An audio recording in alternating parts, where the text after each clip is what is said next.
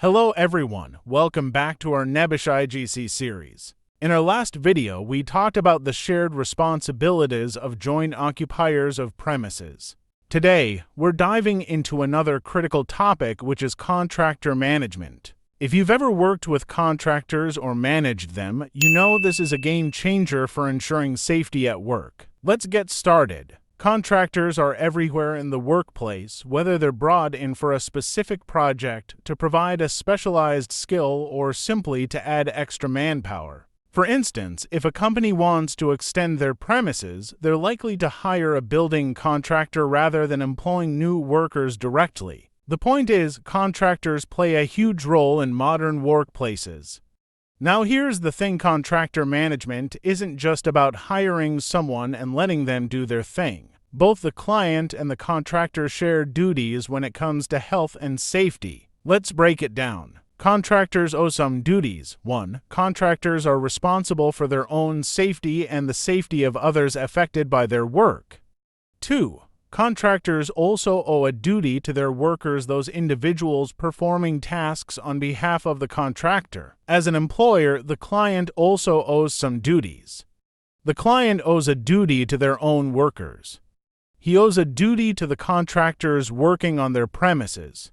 He owes a duty to visitors and anyone else who might be affected by the contractor's work. This means that everyone, the client, the contractor, and their respective workers, owes a duty to themselves and to each other. It's a web of shared responsibilities.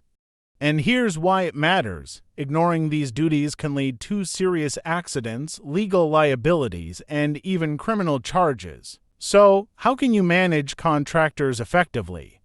It all comes down to 3 key areas. First up, selection of contractors.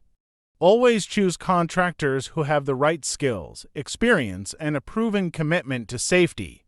Ask for references, review safety records, and ensure they meet your company's standards. Next, planning and coordination. Before any work begins, discuss the risks involved and how they'll be managed.